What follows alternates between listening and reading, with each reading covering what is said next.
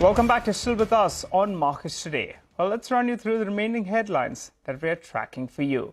The fourth headline today, Nazara Technologies surged close to 5% after Google announced a one-year limited time pilot program to allow fantasy sports and rummy apps by developers in India to be distributed via Google Play. We had the joint MD of the company, that's at Nazara Tech. He told us here at CNBC-TV18 that the Google experimenting with fantasy games is a positive step for all players in this space, and that more clarity on the regulatory as well as GST front will be pretty helpful. Let's hear Mark. There has been a lot of regulatory unclarity, as well as a lot of unclarity on how these businesses have to be taxed. And I think the more the clarity emerges, the more it is beneficial to companies like ourselves, that want to follow the law of the land to the last letter. Because today what tends to happen is there's a lot of unlevel playing field. You have a lot of unscrupulous players from outside the country taking advantage of this gray area where companies like us cannot aggressively invest because of lack of clarity. So I think any step that moves towards clarity is beneficial. And I think Google experimenting with fantasy games and rummy games on Google Play is a positive step in that direction. Google cannot lend clarity to the regulatory, but I think a lot of activity is happening at the government side, which makes us very hopeful that more clarity will, come across. Even if you see the GST, right? The GST Council has been looking at taxation on online gaming very actively, and we're also very hopeful the next, month or 2 months, more clarity will emerge on the GST side as well.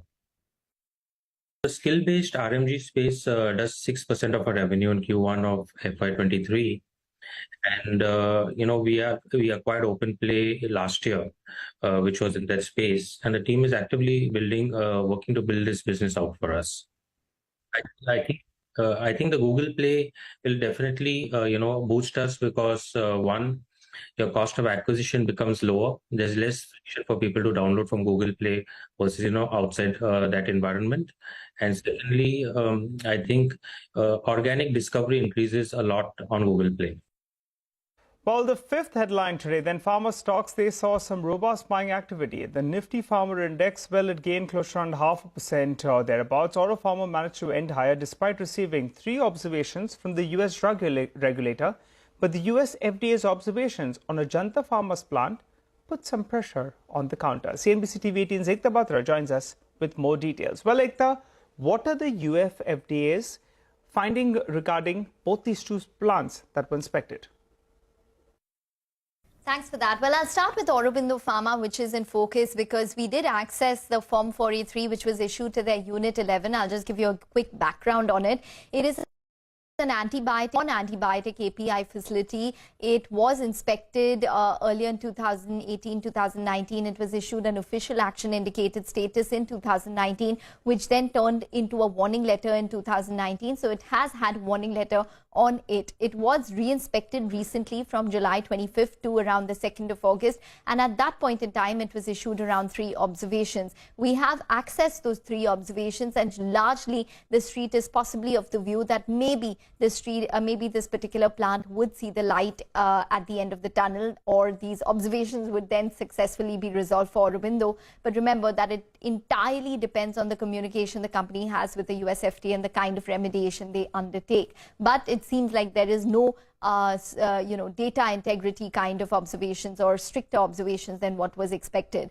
Separately, Ajanta Pharma is in focus because the US FDA inspected their Dahej facility last week and issued them 2 observations on that particular plant, which manufactures formulations. Remember that exports is around 30% of their business, and within that, the US is around 30% of their sales within the export market. It was up 6.5% in the previous quarter. They have guided for around 4 to 5% growth for the entire fiscal, a bit subdued in terms of guidance. Thanks, Ekta, for joining and giving us a quick update on the pharma space. Samad and Motherson gained close to around 1%. The company acquired assets of frame manufacturing and assembly operations of Daimler India commercial vehicles. We had the management, Mr. Vivek Chand Sehgal, the chairman. He says that they saw 300 crore rupee revenue from the new acquisition. Separately, he also added that they're not worried about debt due to this new acquisition.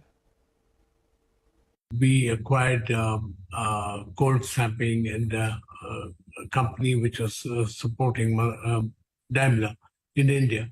And this is the next step. We are taking over the frame manufacturing and the long member manufacturing of Daimler. The turnover last year was approximately about 300 crores. And this particular thing augurs very well, because for next 10 years, we are going to be working together as the sole supplier to Daimler.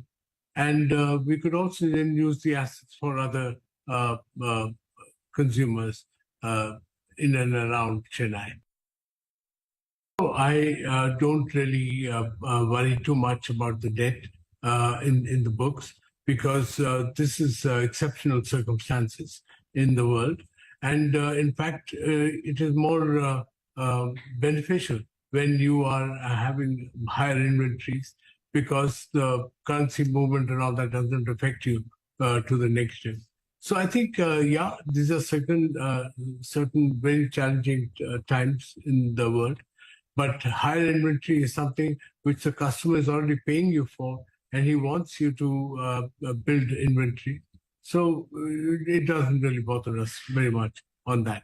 And the moment these things ease up, the semiconductor and the other issues, I think you will find that our inventory will come down back to normal.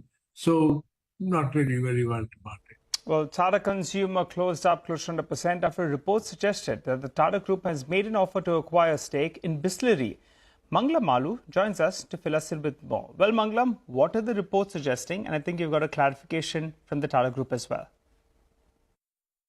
Well, these are newspaper reports, and if it does materialize, it will perhaps be the deal of the year in the consumer space. Tatas are eyeing some stake in Bisleri. The first an offer that the report suggests is for a part stake, and thereafter they may look to scale that itself. It could either be done via the group, the Tata Group itself at a group level, or it may go through via Tata Consumer level. And if it does happen via Tata Consumer, which a lot of the street is anticipating, it would be a big positive for them. And that's primarily because packaged drinking water is one of the strongest growing markets in the country.